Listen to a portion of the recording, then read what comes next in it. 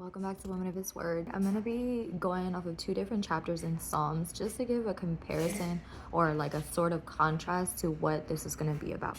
So in Psalm 133, it says, behold, Psalm 133 verse 1, it says, behold, how good and how pleasant it is for brothers to dwell together in unity, right? So this is the AMP version. So now in unity, in this chapter specifically, it is talking about that people who are righteous, who come together in unity in righteousness, all right?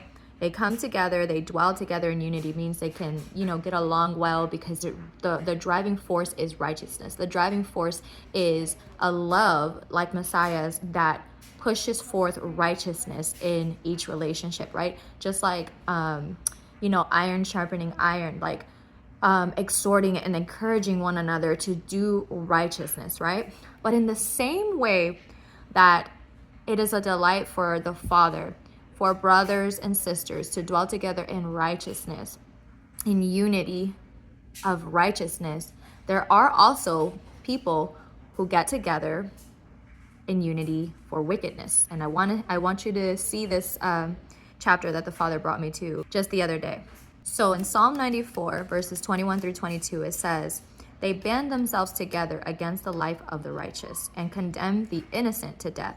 But Yah has become my high tower and defense, and my Elohim, the rock of my refuge.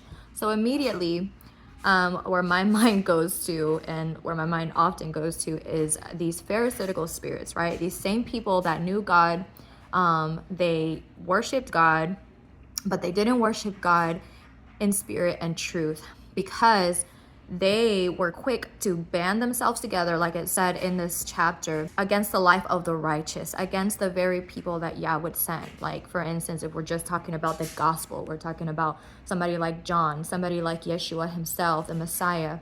All of these people, these apostles, these people that were actually sent, that were actually walking in accordance to spirit and truth, right? And these people that were banding together, they were in unity, but they were in unity for wickedness. Make no mistake, you can be in unity, believing God or knowing God, and still be in unity for wickedness.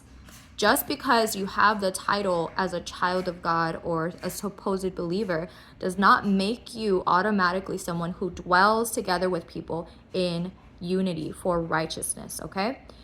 Some people are dwelling together, coming together, banding together in wickedness, and they don't even realize it. Some very people that even, know God, and they don't even realize it. And this is like in where it says in Jude, where these people have snuck in. They don't even realize it until afterwards, when they have to pay consequences for what they've done. And so this is similar to what I was talking about in my last video of irreparable decisions, right? Basically, a decision that people make. And in this case, we're talking about people making these decisions together, or, being guilty by association, right? Sometimes cowarding out and not standing up for truth. If you know the truth, and even if you don't agree with certain people, this also would consider someone banding together for wickedness, because you are attaching yourself to that type of spirit, right? Because you are unwilling to stand up. This is similar to like the book in Ezekiel, where it says like the blood would be on a person's hands if they do not speak or come forward with the things that the Father has called them to say, right? So I'm just coming on here to remind his true believers today, never band yourself for the sake of unity in wickedness, okay? Because you can be unified in wickedness, just like you can be unified in righteousness. I pray that this blesses somebody today. Remember in Corinthians 15:33, bad company corrupts good morals. It corrupts it, meaning that there will be no more good left inside of you if you continue attaching yourself and unifying yourself with these kind of people, okay?